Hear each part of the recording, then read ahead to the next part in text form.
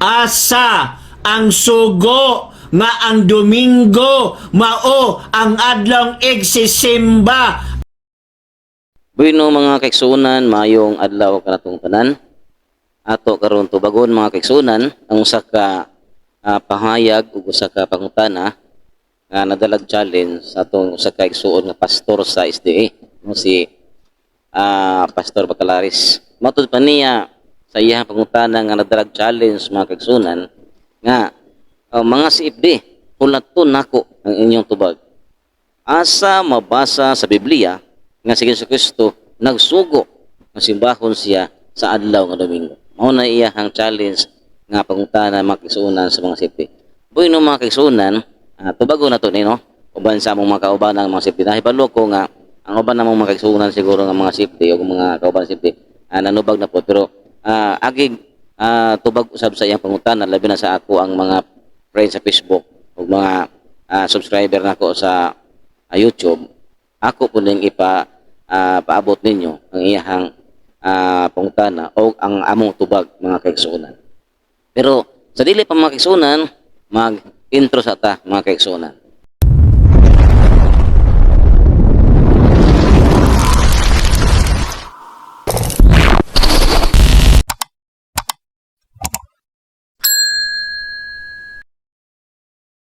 Unya, kung wala pa mo maka-subscribe sa akong channel mga kaigsuonan, palihog na lang ko og pindot sa subscribe button sa ubos aron updated po mo sa akong mga videos nga akong ipahatod kaninyo pinaagi sa pagtukbil sa kamaturan aron kini makahatag og dugang lamdag sa inyong tahatag sa kaunahuna o kasing-kasing nga karon nalubugan sa mga doktrina sa simbahan nga nangasulpot karon simbahan nga mga nakadaiyang simbahan nga hinimo-himo lang og mga tao. So, palihog na lang ko subscribe mga kaigsuonan aron updated mo sa akong mga videos mga kaigsuonan. Salamat o God bless.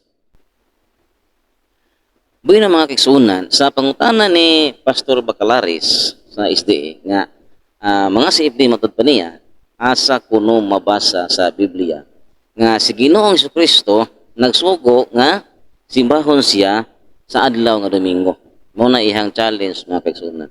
Mga kaigsuonan, kini nga pangutana usa man guni siya ka palusot nga talag nonsense nga pangutana mga kaigsuonan ba. Ano man?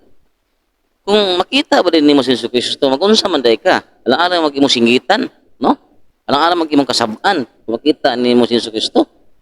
Di, kung makita nimo si Jesucristo, alang-alang magunsaon nimo di mo simba kita kani balo man ta nga Dios gana siya. Alang-alang magsinggitan nimo ng Dios nga makita nimo. Una nga mga apostoles atol sa adlong Domingo sa magabanaw nga nagpakita siya sa mga tulungan. Gisimba gid siya. Kaya nga man, Dios gid siya. Alang-alang magbatuon nimo ng Dios. Alang-alang magkasabaan nimo ng Dios. Alang-alang magunsaon nimo ng Dios makita nimo. Simbahon gina siya kay Dios man. Di ba? Kining mga SDA mangutana o magpasugo o man nga asa kuno mabasa nga gisimba si Jesucristo sa adlong Domingo. Nagpakita si Jesucristo sa mga adlaw nga Domingo. Alang-alang magkasabaan sa mga tinunan niya, alam mo yung batuhon niya sa mga tinunan niya, alang-alang mag-unsaon na si Jesucristo diya ang Diyos nga nagpagkataong nabanhaw. Di siyempre, simbahon yun na, mga kaigsuonan, di ba? Pero, atong ipahaong usab sa Biblia ang iyang pangutana mga kaigsuonan, isip atong tubag usab, kay basin nakaingon ang atong mga kaigsuonan karon nga napuno na gid kasipanan ang simbahang Katoliko.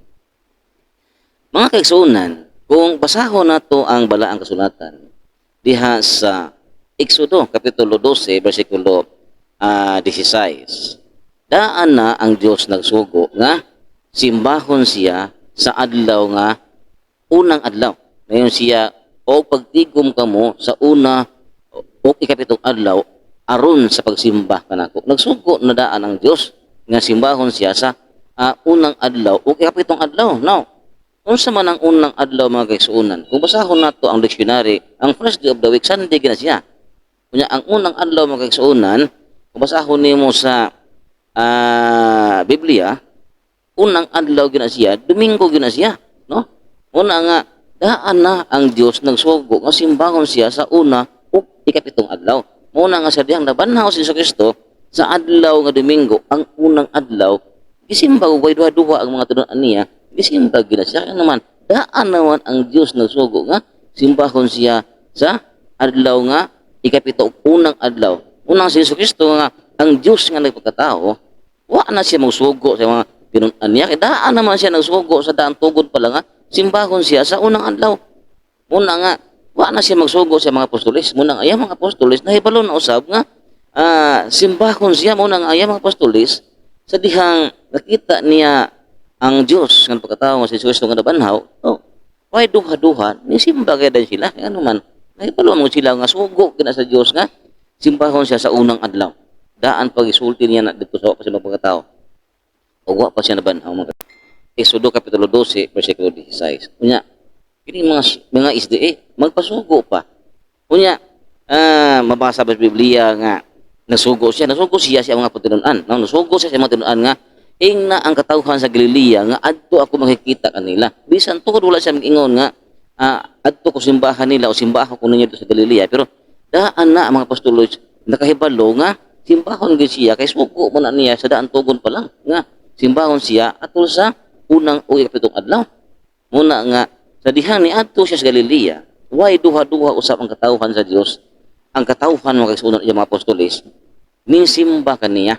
No, ngani doon na pay nagduha-duha. O kining mga SDA mga kaisunan, way kalaina ato mga katawhan nga nagduha-duha simba niya. O puning mga SDA magduha-duha simba niya sa adlaw Domingo. Wa mo simba. May narantong ubang mga tao dito sa Galilea kay nagduha-duha naman kining mga SDA ka magkahigig mga ulo. No, wa mo simba sa adlaw Domingo.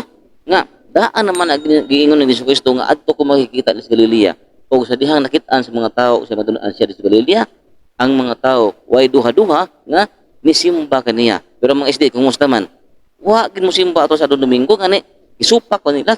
Kini mga SDA magid sumusupak kini mga SDA no.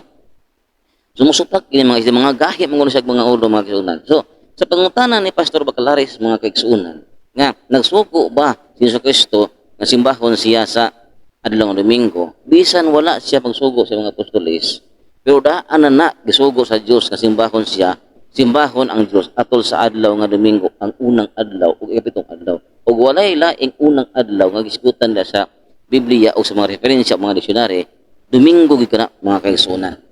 So mao na nga ang simbahan Katoliko mga Katoliko mao gigisimba si Kristo sa adlaw Domingo tungod kay nag-adlaw Domingo adlaw na sa Ginoo. Lord's Day na siya. Alang-alang simbahon nimo sa Sabado nga kanang Sabado man mawanhaw pa tong Ginoo na di man Lord's Day, di man adlaw sa Ginoo kay pa siya nabanhaw niya na. Mao nga ang klaro mga kaigsunan nganong isimba sa katawhan sa Dios labi na sa simbahan Katoliko si Kristo sa adlaw nga Domingo tungod kay kanang adlaw Domingo kung imo na siyang hubaron sa Bisaya adlaw sa Ginoo kon Lord's Day pinadayag 1:10. You poy in el espiritu in el día del Domingo sa Biblia nga kinatsila na unsa man Bisaya og naggamhan ako sa Espiritu Santo atol sa adlaw sa Ginoo. So mao din ang kanang Domingo di ay adlaw sa Ginoo. Una nga kung adlaw sa Ginoo di ka mo simba sa adlaw sa Ginoo. Wa man kay mabasa diha nga gisimba si Kristo atol sa adlaw sa Sabado kay mabasa diha. Gisimba sa katawhan si Kristo atol sa adlaw Domingo yun sa iyang pagkabanhaw. Nya Sabado dari kay mabasa wala man. Unya ilaging ipalusot yun nga wa kuno magsugo si Kristo nga simbahon siya sa adlaw nga Domingo. Alang-alang unsaon man nimo si Kristo makita nimo kung nagpakita sa mga apostoles sa mga tinunan. Alang-alang unsa batuon? Alang magkasab-an?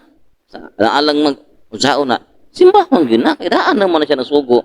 Dito pala danto nagsugo na ang Dios kasi simbahon siya sa adlaw o una o ikapitong adlaw nga mao ang Domingo nga gisgutan nas balang sulatan diya sa San Mateo kapitulo 28 bersikulo 1 tudling 9 hangtod sa 17. Muna mga kaigsunan nga ang simbahan Katoliko misimba gayud ni Kristo atol sa adlaw Domingo tungod kay sa daang tugon pa lang gisugo na sa Dios nga simbahon siya sa una o ikapitong adlaw. Muna nga sa iyang pagkabanhaw bisan wala si Kristo, muna si Kristo, bisan si Kristo wala na magsugo nga simbahon sa tungod kinahibalo na ang katawhan o si Kristo nagsugo na daan sa daang tugon pala nga simbahon siya sa adlaw nga Domingo nga mao ang una ug ikapitong adlaw. So kana nang makisunan ang atong tubag o ganaton ta kining gamay nga atong tubag makisunan makahatag ni og gamay nga patulunan og lamdag sa iyong hatag sa kinabuhi pinaagi sa ato ang pagtukbil sa kamatuoran. Salamat og mayong adlaw kanatong tanan.